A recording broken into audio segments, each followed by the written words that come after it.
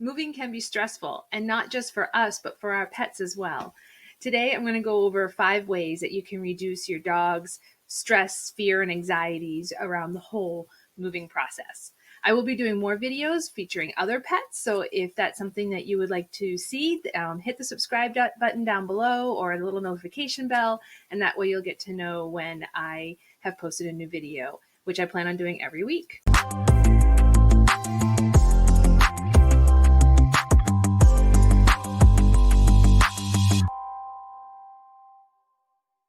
Hi, my name is Jenn Baer, and I am a target market specialist and realtor with eXp Realty in New Hampshire. And with me today is Sophia, my tortie. I'm hoping she'll be joining us for these videos. I love animals, as most of us do. That's probably why you're here. I started riding horses when I was 8. I worked at an equine veterinarian for a number of years. I lived on a farm and took care of all the farm animals, and then I had a pet sitting business, and I've shared my home with every small animal pet you can think of: hermit crab, fish, snake, all the way up to bunnies and guinea pigs, cats and dogs. But as a disclaimer, I am not a veterinarian or an animal behavioralist. If you have any further questions on anything that I talk about today, or you want more information, definitely reach out to your veterinarian and get more information from them, especially if you have a dog that's already more high stress. You're going to want to check with them to see if there might be some medicinal or herbal remedies that would also help. Because what I'm going to go over today are just 5 ways that you can help alleviate any of the stress your dog might be feeling during the moving process, house hunting process, the entire process. So what are the signs that your dog is experiencing stress or anxiety? You can go online and take a look. There is a long list of them. And I'm not going to go over them today because I feel like it's more important for you just to know what your dog's normal behavior is and recognize when that changes, because that's the indication that something is going on. So if your dog is normally very quiet and then all of a sudden starts barking a lot, or never chewed anything and all of a sudden starts chewing things, that can mean something is happening. It could also be medical, as well as behavioral. So getting to know your dog and understanding that their normal behavior, that's them. And if it changes, you really need to tune into like, why is that changing? And especially if you are thinking of moving and going ahead and looking at houses and packing up all your belongings, they are going to know something is up. So that leads us to the first thing you can do to help alleviate your dog's stress. Store all boxes and suitcases out of the living areas. This will help alleviate the stress your dog is going to feel when they start noticing that their environment is changing. So it's okay to have a box in your living room and fill it up with items, but once it's full and you're done with it, move it to the garage or the basement or a storage unit. Do not leave it in their area, where the living room or the kitchen, or where there usually weren't any boxes.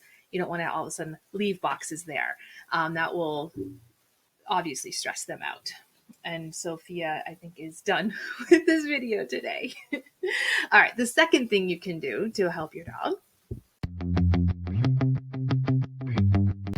maintain your normal routines. I know this is going to be difficult to do if you are, getting your house ready to sell, or you're out searching for your next house.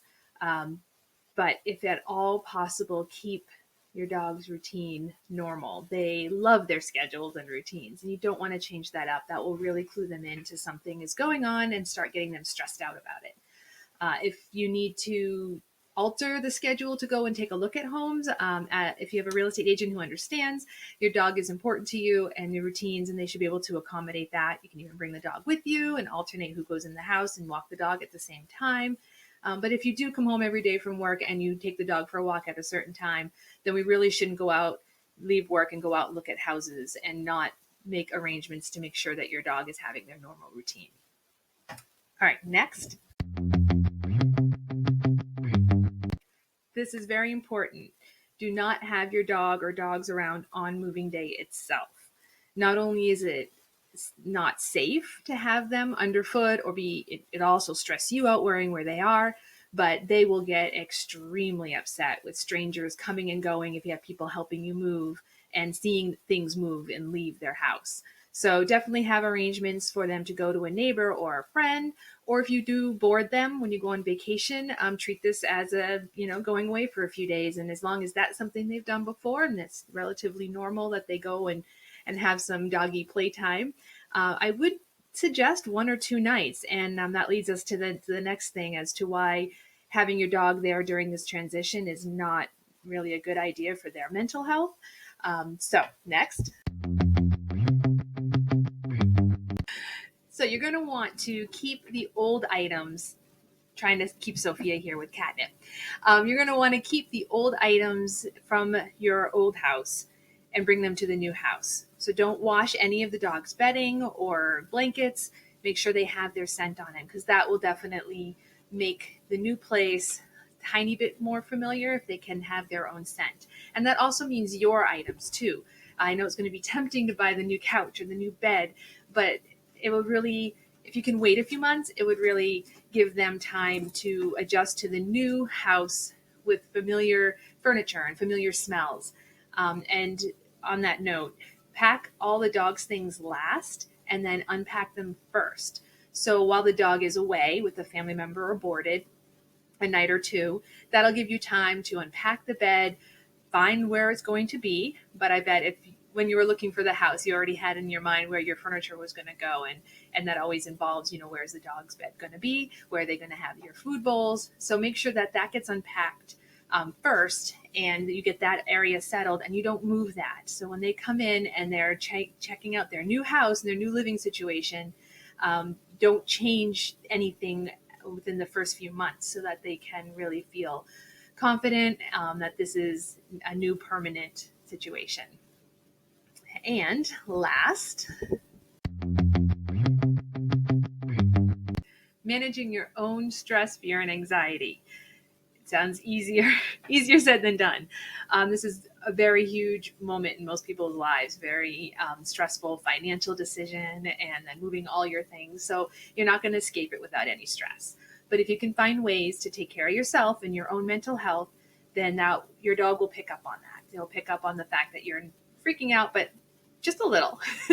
So whether that be using essential oils or doing yoga, make sure that you're taking care of yourself through this process. Make sure you're letting people help you. If you have a real estate agent, let them take on the burden of the deadlines and making sure that things are done, and reaching out to have someone help clean the house for showings. So definitely take care of yourself. Your pet's very in tune with you, especially dogs, and they will definitely pick up on your mental health at the moment.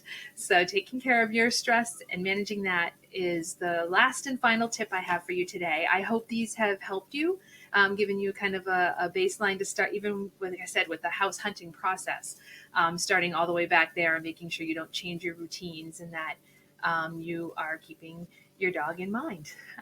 If you are thinking about buying or selling your house, check out my video on the Gem Home Finder program, because that's one way that I can help you find your perfect house for you and your pet from homes that are not on the open market. Because what are the chances that your perfect house is just going to happen to be for sale when you're looking? So check that video out. I hope you have a great day, and I will see you here next week.